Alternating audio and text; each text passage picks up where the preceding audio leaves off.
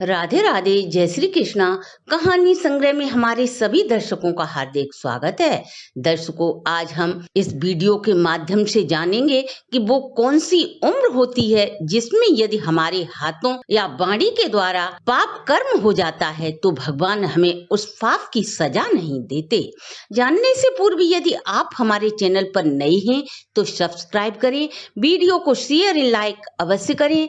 संपूर्ण जानकारी के लिए वीडियो को अंत तक जरूर देखें। दर्शकों, कोई भी व्यक्ति सर्वगुण संपन्न नहीं होता है। जानबूझकर न सही पर अनजाने में मनुष्य से प्रतिदिन बहुत सी गलती हुई जाती है, जिन्हें हमारे धर्म शास्त्र में पाप की श्रेणी में रखा गया है। भले ही हमें इन गलतियों या पाप करने का ज्ञान हो या न हो, लेकिन इन गलतियों की सजा अवश्य ही हमें भुगतने को मिलती है। लेकिन हम सभी ने अपने बुजुर्गों के मुंह से यह अवश्य ही सुना होगा कि छोटे बच्चे पाप कर्मों के दोषी नहीं होते हैं।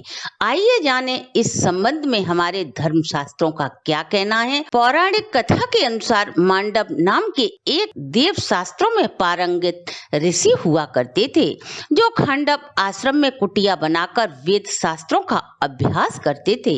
एक दिन जब वे ध्यान की मुद्रा में लीन थे, तभी बहुत से लुटेरे राजकोष से चुराए हुए धन को चुपके से मांडव्य ऋषि की कुटिया में छुपा देते हैं।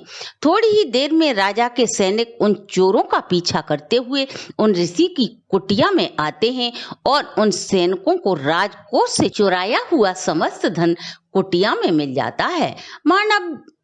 मांडव्य ऋषि ध्यान में मग्न थे।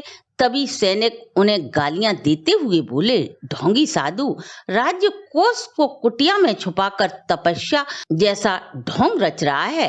चल, आज तेरा फैसला राज दरबार में होगा। सैनिक चोरों सहित ऋषि को पकड़कर राज दरबार में पेश करते हैं। तब सैनिकों ने समस्त बातें राजा को सुनाई। सैनिकों की बातों को सुनकर राजा ऋषि से बोला, साधु का वेश धारण कर तुम चोरी करते हो, यह बहुत ही निंदक कार्य है। तुम सर्वदा दंड के अधिकारी हो। तब राजा बोला, इन चोरों सहित इस ढोंगी साधु को भी सूली पर चढ़ा दिया जाए। ऋषि ने राजा को समझाने की बहुत कोशिश की, परंतु राजा ऋषि की बात सुनने को तैयार नहीं था।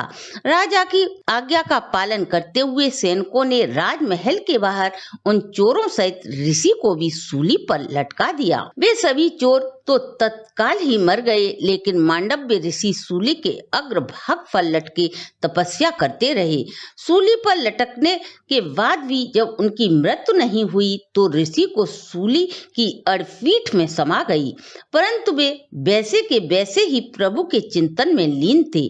यह सब देखकर सैनिक भयभीत हो गए और दौड़कर राजा के पास जाते हैं और समस्त हाल राजा को कह सुनाते हैं। यह सुन राजा को अपनी भूल का एहसास होता है और राजा अपने अपराध के लिए ऋषि से क्षमा मांगता है। हे प्रभु, मुझसे बहुत बड़ी गलती हो गई। यदि हो सके तो मुझ मूर्ख को क्षमा कर देना। मैं तुम जैसे सिद्ध पुरुष को पहचान न सका। तब ऋषि बोले, हे राजा, मैं तुम्हें तो क्षमा कर दूंगा, परंतु मैं धर्मराज यानी कि यमराज को कभी क्षमा नहीं कर सकता। इतना कहकर मांडव्य ऋषि अपने तपो बल के प्रभाव से सीधे यमलोक चल देते हैं। वहां पहुंचकर वे धर्मराज से बोले, मैंने कभी कोई अधर्म का कार्य नहीं किया, फिर मुझे किस शाप के दंड के कारण सूली पर चढ़ना पड़ा। तब यमराज बोले, बाल्या अवस्था में आप पतंगों के पृष्ठभाग में नुकीला कांटा चुभाते थे और इसी कर्म का फल आपको दंड के रूप में सूली पर लटका कर मिला है। तब ऋषि बोले, उस समय मेरी उम्र कितनी थी? तब धर्मराज बोले, लगभग 12 वर्ष। तब ऋषि बोले, धर्म शास्त्रों के अनुसार इस उम्र में बच्चों से जो भी अपराध हो जाता है वह अधर्म की श्रेणी में नहीं आता, क्योंकि उस समय बालक को धर्म शास्त्रों का बोध नहीं होता। यही वजह है कि भगवान धर्म शास्त्रों का ज्ञान न होने के कारण छोटे बच्चों के सभी अपराधों को माफ कर देते हैं। और आपने तो मेरे द्वारा बाल्य अवस्था में की गई मूर्खता को पाप की संज्ञा देकर मुझे दंड देकर मेरे साथ अन्याय किया है। यही नहीं धर्मराज जी, आप इस बात को भी भूल गए कि न्याय करने वाला व्यक्ति अपराध की मात्रा का ध्यान रखते हुए दंड देता है।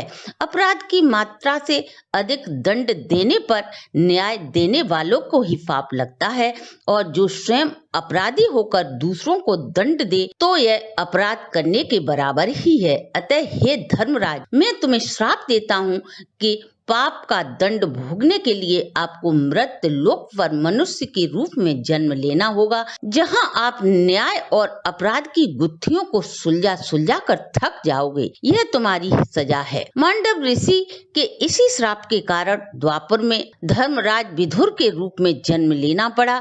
दर्शकों, इस कथा से हमें यह सीख मिलती है कि 12 वर्ष तक की आयु में अनजाने में हमारे द्वारा किया गया कोई भी पाप अधर्म की श्रेणी में नहीं आता। वहीं दूसरी तरफ यह बात भी सत्य है कि 12 वर्ष के बाद जो भी पाप मनुष्य के द्वारा किया जाता है, उस पाप का दंड उसे अवश्य ही भोगना पड़ता है। इसलिए हमें अपने जीवन काल में कोई भी पाप कर्म नहीं करना चाहिए।